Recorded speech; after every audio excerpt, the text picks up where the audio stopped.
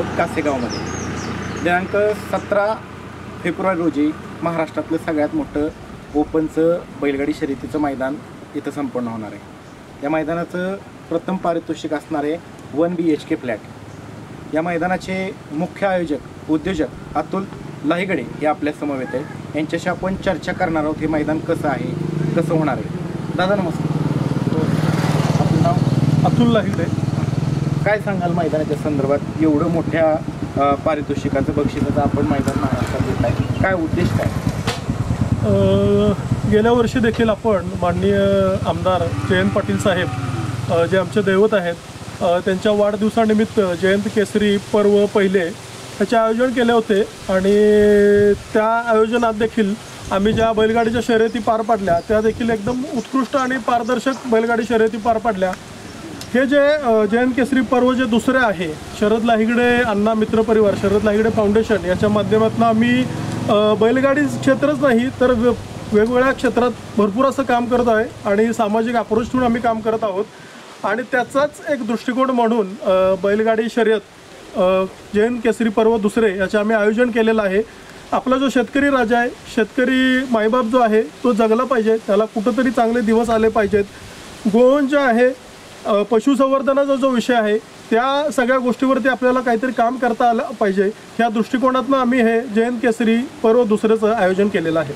किती तारखेला होणार आहे संपन्न? 17 फेब्रुवारी 2024 माननीय आमदार जयंत पाटील साहेब यांचा वाढदिवस 16 फेब्रुवारीला आहे, तर त्याच्यानिमित्त आपण हे आयोजन करत आहे आणि 17 फेब्रुवारी 2024ला हे बैलगाडी शर्यतीचं आपण आयोजन केलेलं आहे। मागच्या वर्षीसुद्धा महाराष्ट्रामध्ये चर्चा झाली की जयंत केसरी मैदान हे राज्यामध्ये एकदम एक नंबर पारदर्शक झालं, त्याच्याविषयी थोडीशी माहिती द्या मागच्या वर्षीच्या मैदानात।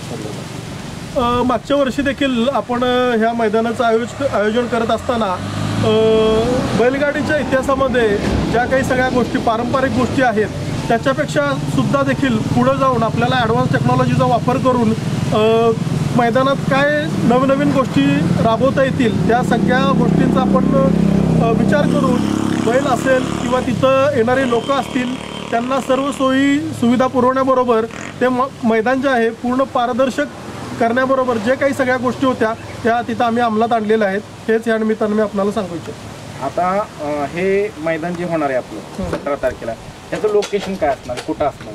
हे कासेगाव तालुका वाळवा जिल्हा सांगली या ठिकाणी असणार आहे। NH4 हायवे लगतच याचं लोकेशन आहे। साधारणतः पल्ला किती असणार आहे? पल्ला 1000 फूट आहे, जो जनरली बैलगाडी नियमाला अनुसरून असणार आहे आणि तिथं साधारण आपण एक 50 ते 60 एकर क्षेत्र आहे, ते पूर्ण क्षेत्र आपण रिकामं करत आहोत जेणेकरून तिथं पार्किंगची सुविधा असेल किंवा बैलगाडी म्हणजे हे एवढं मोठं बक्षीस आहे त्याला अनुसरून जी लोक किंवा बैलगाडी शौकीन चालक मालक आणि त्याच्याबरोबर शौकीन आहेत जे उपस्थित राहणार आहेत त्या सर्व लोकांचा विचार करून तिथं मॅक्झिमम सुविधा देण्याचा आमचा प्रयत्न आहे। साधारणतः किती प्रेक्षक येतील, किती पब्लिक किती येईल त्या मैदानाला? एक्सपेक्टेड आहे की अपेक्षित 1 लाख लोक तरी यायला पाहिजेत अशी अपेक्षा आहे आणि 1 लाख लोक येतील असं अपेक्षित धरूनच आमचं नियोजन चालू आहे। आता मग काय नियोजन आहे? 1 लाख प्रेक्षक येणार आहे, त्याचं नियोजन कसं आहे? शर्यती तर सुस्थितीत पार पाडल्या पाहिजेत, कसं आयोजन केलं आहे तुम्ही? आता ते जे मैदान आम्ही ज्या ठिकाणी आयोजित केलेलं आहे त्या ठिकाणी जवळजवळ त्या मैदानाला चारी बाजूनी रस्ते आहेत। त्याच्याबरोबर जे आम्ही मैदानाचं जे मेन ठिकाण आहे तिथं गॅलरी असेल, जवळजवळ 1000 फुटापर्यंत आपण गॅलरीचं आयोजन केलेलं आहे। वेगवेगळ्या ठिकाणी पार्किंगची व्यवस्था असणार आहे, तिथं सिक्युरिटीची व्यवस्था असणार आहे, येण्या जाणाऱ्या लोकांच्यासाठी साईनबोर्ड असणार आहेत की जेणेकरून लोकांना तिथं कुठलीही अडचण होऊ नये, ह्या सगळ्या गोष्टीचं आपण आयोजन तिथं करत आहोत। आता हे मैदान पर्व दुसरं आहे, याला जयंत केसरीच का नाव दिलं?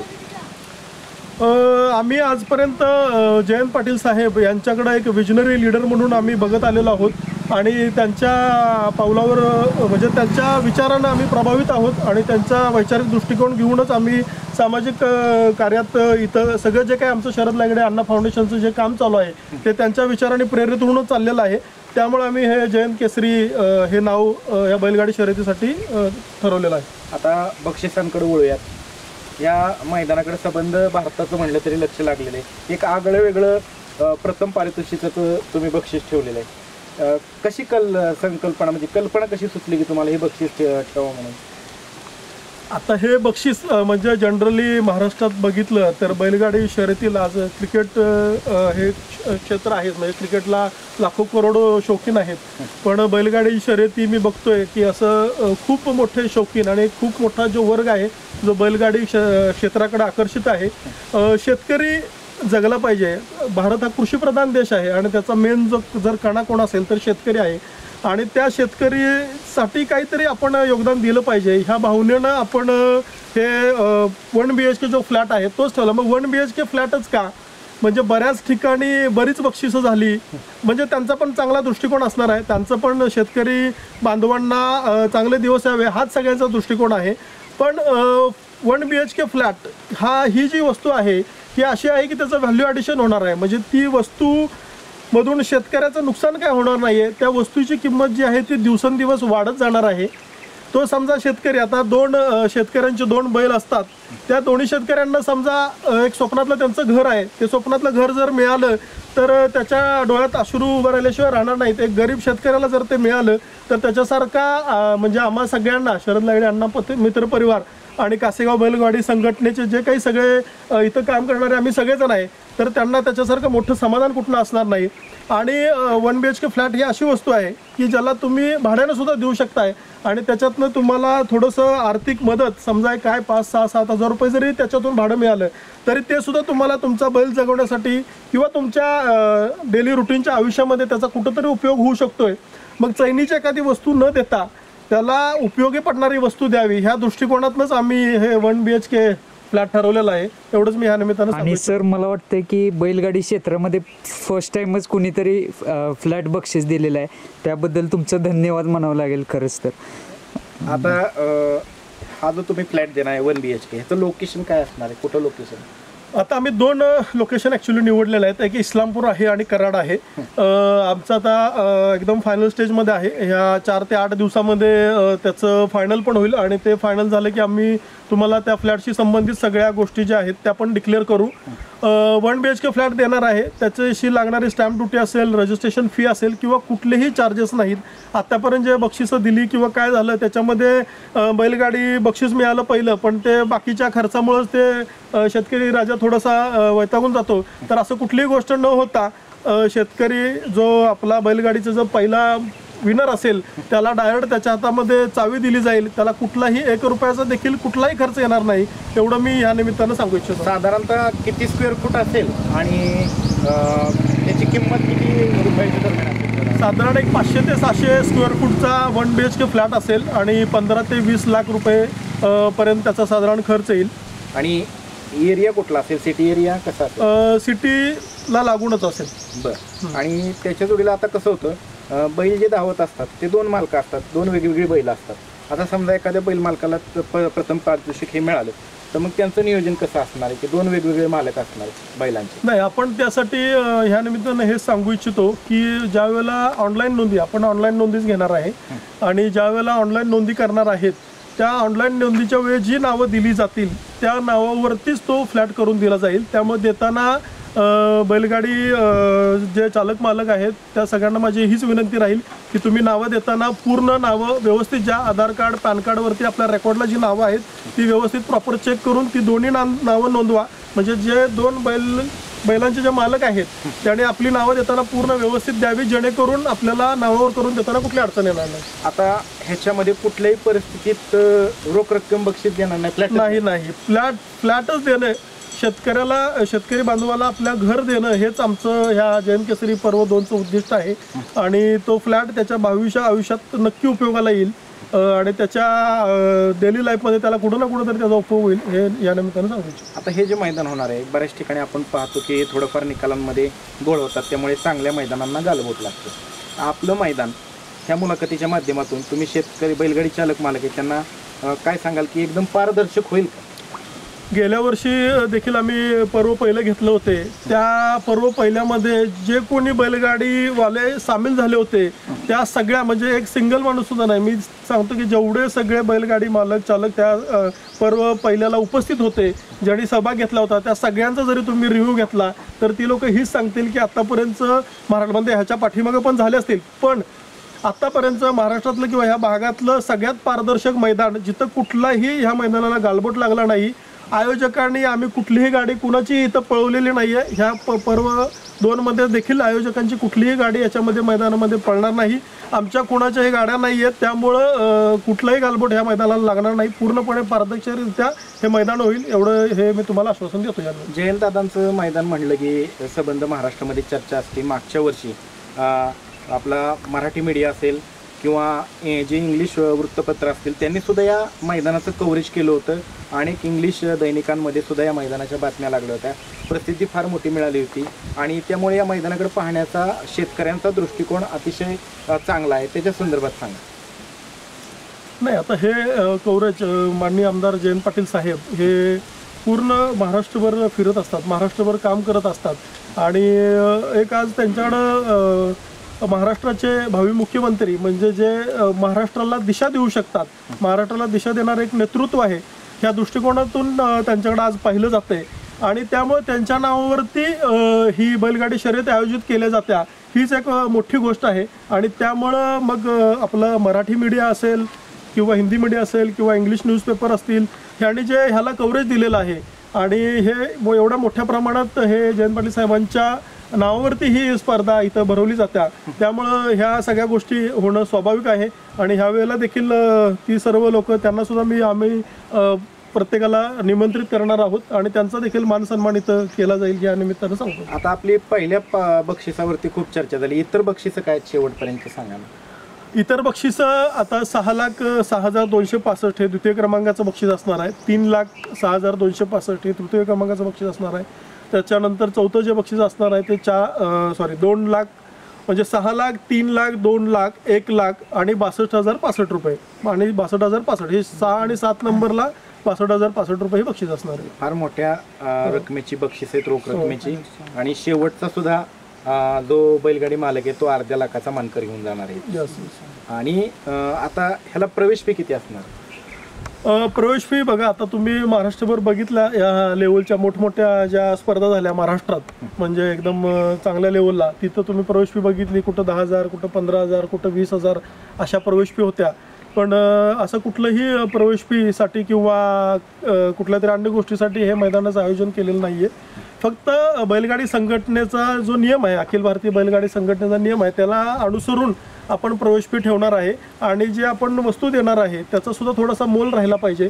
ह्या सगळ्या गोष्टीचा सारासार विचार करून आपण 5,000 रुपये प्रवेश फी ठेवणार आहे आणि त्या 5,000 प्रवेश फीच्या अनुषंगाने आपण साधारण 16 तारखेला संध्याकाळी 6 वाजेपर्यंतच ऑनलाईन नोंदी घेणार आहे. 16 तारखेला 6च्या नंतर ऑनलाईन नोंदी पूर्ण बंद केल्या जातील, हे देखील मी ह्या निमित्तानं तुम्हाला सांगू इच्छितो. आता एवढं मोठं जयंत केसरी मैदान, त्यामुळं या मैदानाकडं राजकीय मंडळी जी आहेत आपली ती सुद्धा हजेरी लावून आहेत. त्या राजकीय मंडळींची उपस्थिती आणि त्यांचे सत्कार वगैरे भाषणं याचा ह्या होणाऱ्या मैदानाला काही त्याच्यामुळे अडथळा निर्माण होणार नाही ना? ह्याच्यामुळे कुठलाही अडथळा निर्माण होणार नाही आणि तिथं माननीय आमदार जयंत पाटील साहेब हेच प्रमुख उपस्थिती असतील आणि म्हणजे राजकीय मंडळी किंवा हा मेन ह्याचा प्लॅटफॉर्म नाहीच आहे किंवा मेन ह्याचा ह्या गोष्टीसाठी हे नाहीच आहे. शेतकरी आणि जे शेतकरी वर्ग आहे, बैलगाडी शौकीन आहे, त्यांना त्या मैदानाचा पूर्ण आनंद घेता यावा यासाठी हे मैदान आयोजित केलेलं आहे. त्यामुळं तसं कुठलीही गोष्ट होणार नाही. मैदान हे खूप चांगल्यारीत्या होईल आणि आमची ही सगळी जी टीम आहे पूर्ण ते ह्याच्यासाठी गेल्या वर्षी देखील रात्र आणि दिवस यांनी सगळ्यांनी कष्ट केलेलं आहे आणि ह्या वर्षी देखील ते मैदान चांगलं पार पाडण्यासाठी मेहनत घेऊ आम्ही, एवढा आश्वासन. सर, मैदान त्याच दिवशी सकाळी लवकर सुरू होऊन त्याच दिवशी फायनल तुम्ही घेणार? हो, मैदान सकाळी 8 वाजता सुरू होईल बरोबर. त्यासाठी आम्ही 16 फेब्रुवारी 2024ला संध्याकाळी 6 वाजता नोंदी बंद करणार आहोत आणि सकाळी 8 वाजता बरोबर मैदान सुरू होईल आणि त्या दिवशी मैदान पूर्णपणे संपवलं जाईल. तरी देखील तिथली व्यवस्था आम्ही खूप वेगळ्या पद्धतीने करणार आहे. जसं की लाईटचे टॉवर वगैरे आहेत, जवळजवळ दोन्ही बाजूला एक इकडे 8 इकडे 8 असे 15 ते 16 लाईटचे मोठे टॉवर, जेणे म्हणजे तुम्ही एखाद्या क्रिकेटच्या स्टेडियमला किंवा क्रिकेटच्या मॅचला जे स्वरूप असतंय संध्याकाळचं त्या पद्धतीचं तिथं स्वरूप दिलं जाईल. खूप काही गोष्टी आहेत, खूप काही गोष्टी टेक्नॉलॉजी आहेत, खूप काही सांगण्यासारख्या गोष्टी आहेत. म्हणजे बैलाचा छोट्यातली छोटीची गोष्ट आहे, खाली पट्टी वगैरे टाकतात म्हणा, मला आता ती पट्टी सुद्धा आपण म्हणजे मोल्ड करणार आहोत की जेणेकरून बैलाला कुठली इजा नाही. आपला जो पहिला फोकस जो असणार आहे तो फक्त बैल आणि बैल असणार आहे. त्या बैलाला कुठलीही इजा कुठलाही त्रास या बैलगाडी शर्यतीमध्ये होता कामा नये. मग त्याच्यासाठी ट्रॅकसाठी आम्हाला जी मेहनत घ्यायची असेल मग त्या सगळ्या गोष्टी तुम्हाला हळूहळू जसं आम्ही तिथं काम करत जाऊ त्या हळूहळू पोस्ट केल्या जातील आणि तुम्हाला पण त्या लक्षात येतील. आता आमचे मित्र आहेत समालोचक रणजित बनसोडे, आता आम्हाला सकाळी भेटल्यानंतर त्यांनी तुमच्याविषयी सांगितलं की तुम्ही गोवंशावरती फार प्रेम करता. तरी आमचं सुट्टीला चाकणला जसं मैदान झालं होतं त्यावेळेस तिथं लोखंडी पट्टी टाकण्यात आली होती, पण तुम्ही खास मोल्डिंग केलेली आणि त्याच्यामध्ये लाईटीची काय व्यवस्था करायची असं काहीतरी तुमचं नियोजन आहे. म्हणजे एवढा बारकावा कशात नाही येतोय तुम्हाला, का वाटतं की असं करावं? नाही, हा बारकावा म्हणजे कसं आहे की कुठलीही गोष्ट करत असताना मग त्या गोष्टीच्या डीपमध्ये खोलात गेलं पाहिजे. म्हणजे ती गोष्ट करायची आहे म्हणून करण्यात काही मजा नसत्या आणि मग ती गोष्ट जर करायचं आहे तर त्याच्या खोलात जाऊन जे काही बेस्ट करता येईल जेणेकरून त्या गोष्टीचं जी शौकीन आहेत किंवा जे महाराष्ट्रभर आता हे स्पर्धा आपल्या बघितल्या जातील पाहिल्या जातील त्याच्यातून त्यांनी थोडंसं सगळ्यांना काहीतरी त्याच्यातून घेता यावं हा सगळा दृष्टिकोन त्याच्यामागे आहे. बैलगाडी क्षेत्रामध्ये निकाल पारदर्शक होणे सर्वात महत्त्वाची गोष्ट असते. तर निकाल हे पारदर्शक होण्यासाठी कोणती भूमिका असेल आणि किंवा ड्रोनचा वगैरे वापर करण्यात येणार आहे? आपण ॲडव्हान्स टेक्नॉलॉजी CCTV कॅमेरा तिथं सगळीकडे असणार आहेत.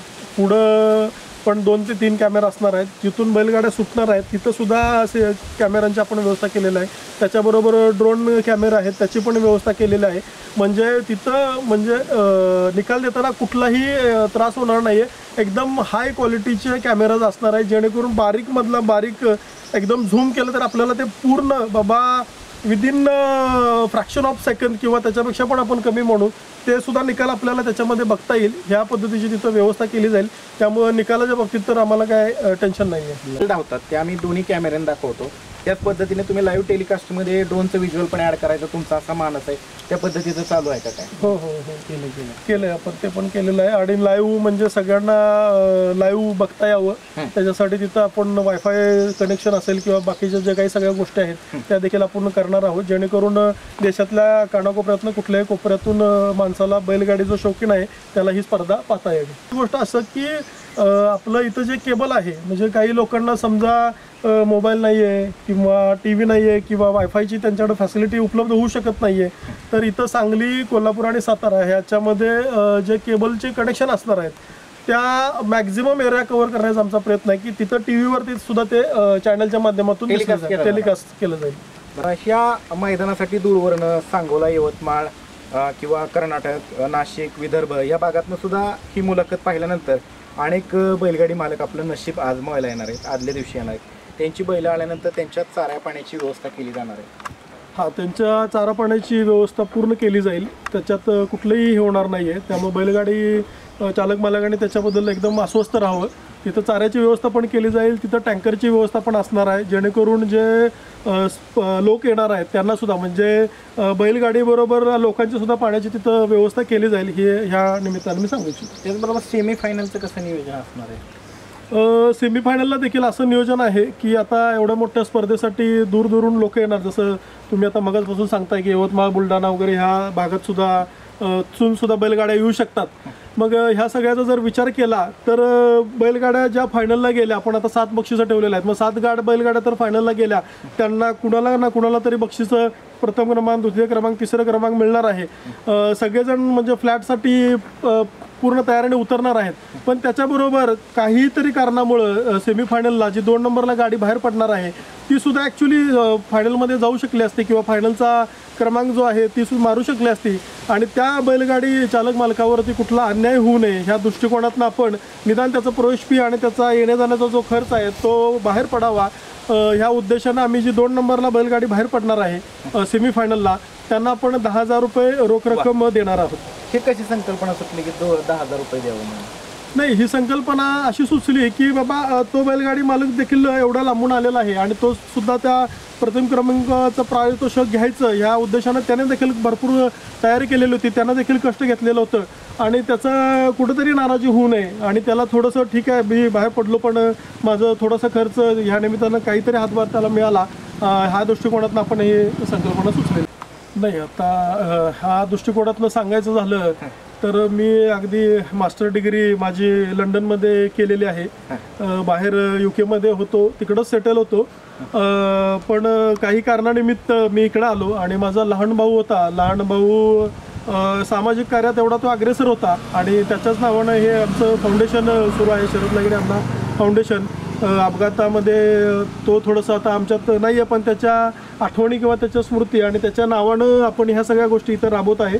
मग फक्त काय बैलगाडी क्षेत्रच असं नाही आहे, मग कुठलंही क्षेत्र असू दे, कोरोनाचं पिरियड असू दे, आपत्ती असू दे, पूर परिस्थिती असू दे किंवा मुलांच्या शिक्षणाचा विषय असू दे किंवा अन्य कुठलंही क्षेत्र असू दे, असं क्षेत्र नाही की जिथं आम्ही शरद लागणे अण्णा फाउंडेशनच्या माध्यमातून आम्ही कार्य करत नाही आहे, म्हणजे कार्य करतो आहे.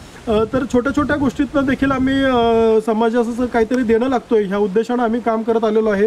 माझे वडील असतील, माझे मामा असतील, खंडेराव जाधव नाना जे आहेत त्यांचं देखील सामाजिक कार्य खूप मोठं आहे आणि जयंत पाटील साहेब आहेत. तर ह्या सगळ्यांच्याकडनं प्रेरणा घेऊन काम करत आलेलो आहे आम्ही आणि त्यामुळं एक समाजाची काहीतरी आपण देणं लागतोय ह्या भावनेनं कायमच आम्ही काम करतोय आणि त्यामुळंच ह्या बैलगाडी शर्यतीचं आम्ही आयोजन केलेलं आहे. आता एक पर्सनल प्रश्न विचारतो, तुमचा बिझनेस काय?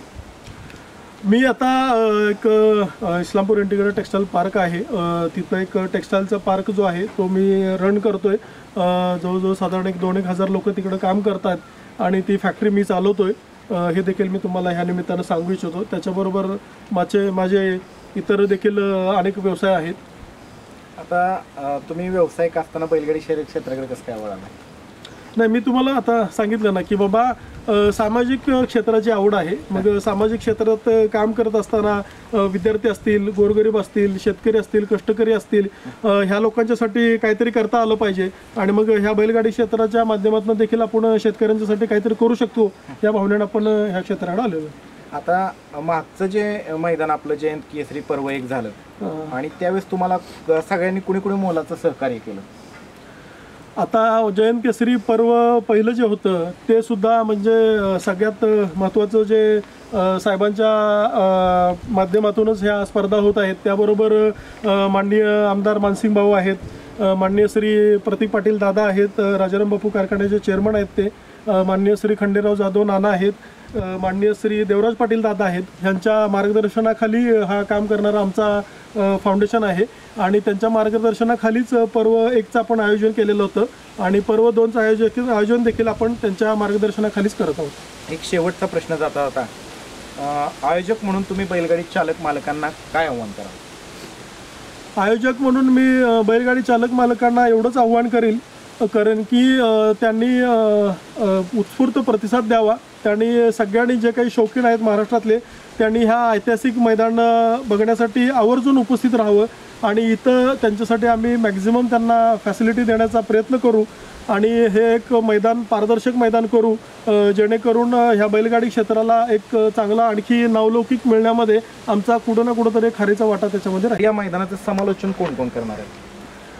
समालोचन करण्यासाठी आपण जे नामांकित आहेत सुनील मोरेजी आहेत, त्याच्याबरोबर प्रमोद घाटेजी आहेत, प्रवीण घाटेजी आहेत, परत रणजित बनसोडे आहेत जे आमच्या भागातलेच आहेत. ह्या सगळ्यांना आपण निमंत्रित केलेलं आहे. सुनील मोरेजी आहेत, त्याच्याबरोबर प्रवीण घाटेजी आहेत आणि आमच्याच भागातले रणजित बनसोडे जे आहेत, ह्यांच्या मार्गदर्शनाखाली हे समालोचनाचं काम होईल. झेंडा पंच म्हणून कोण काम पाहणार आहे? झेंडा पंच म्हणून बापू धनवडे जी आहेत आणि सोमनाथ जगदाळेजी ज्यांनी लास्ट इयर सुद्धा उत्कृष्ट काम केलं होतं. हां, आता एवढं मोठं मैदान ह्याची लाईव्हचं कोण काम पाहणार आहे? पवन यादव आहेत P3 लाईव्ह जे एकदम ह्या क्षेत्रामध्ये नामांकित आहेत आणि त्यांचं निर्णय म्हणा किंवा त्यांचं जे प्रक्षेपण आहे ते खूप चांगले आहे, त्यामुळे त्यांना इन्व्हाइट केलेलं आहे. आता मैदानावरती प्रामुख्याने जी अडचण ठरते निकाल देताना ते प्रेक्षक असतं, तर त्या प्रेक्षकांना या मुलाखतीच्या माध्यमातून तुम्ही काय आव्हान कराल? बैलगाडी शौकीन जे आहेत त्यांना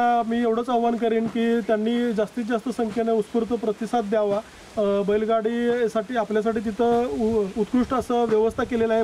बसण्याची व्यवस्था, गॅलरी असेल किंवा सगळ्या गोष्टी केलेल्या आहेत. पण त्याच्याबरोबर माझी ह्या सगळ्यांना प्रेक्षकांना किंवा बैलगाडी शौकीनांना मनापासून एवढीच विनंती राहील की आपण शेतकरी असेल किंवा बैल असेल, बैल पळत असतोय आणि त्याची काळजी घेणं हे देखील आपलं आद्य कर्तव्य आहे आणि ह्या बैलगाडीला कुठलंही गालबोट लागणार नाही या दृष्टिकोनातून आपण स्वतः त्या मैदानात एक जबाबदार शेतकरी म्हणून शेतकरी मायबापावरती किंवा बैलावरती आपलं प्रेम आहे ह्या नात्यानं आपण तिथं उपस्थित राहणार आहे. त्यामुळे ह्या बैलगाडी शर्यतीला कुठलंही गालबोट लागणार नाही याची आपण सगळ्यांनी काळजी घ्याल अशी मला अपेक्षा आहे. आता दादा एवढं मोठं मैदान तुम्ही घेताय, 5,000 रुपये प्रवेश फी. समजा उद्या गाड्यांची नोंद कमी झाली, समजा 200 गाड्या नोंद झाली, तर तुम्ही जी बक्षिसं ठरवलेली आहेत ती बक्षिसं मिळणार? आता मी ह्याच्यासाठी म्हणजे एकदम अभिमानानं सांगेन की लास्ट इयर सुद्धा हा प्रश्न निर्माण झाला होता की बाबा बैलगाड्या जर कमी आल्या तर तुम्ही काय करणार. तर लास्ट इयरमध्ये जे सगळे क्रमांक घेतलेले आहेत, ज्या काही सगळ्या विनरच्या ज्या बैलगाड्या आहेत त्यांना जर तुम्ही जाऊन भेटला तर ते तुम्हाला सांगतील की साहेबांनी आम्हाला बसून मोजून पैसे दिलेत. त्यामुळं कितीही बैलगाड्या आल्या, म्हणजे अगदी 100 जरी बैलगाड्या आल्या तरीसुद्धा ज्या वस्तू ठरलेल्या आहेत त्याच्यामध्ये कुठलीही गोष्ट मागं पुढं होणार नाही. अगदी जी रोख रक्कम आहे ती मोजून देण्याबरोबर फ्लॅटची चावी देऊन त्यांचं नंतर मुलाखत देखील घेतली जाईल की बाबा हा तुमचा फ्लॅट नावावरती झाला का, तुम्हाला कुठली काय अडचण आली का किंवा कुठला काय तुमचा 1 रुपया खर्च आला का, इथंपर्यंत देखील आम्ही ह्या माध्यमातून काळजी घेऊ हे तुम्हाला आवर्जून सांगतो या निमित्तानं. धन्यवाद.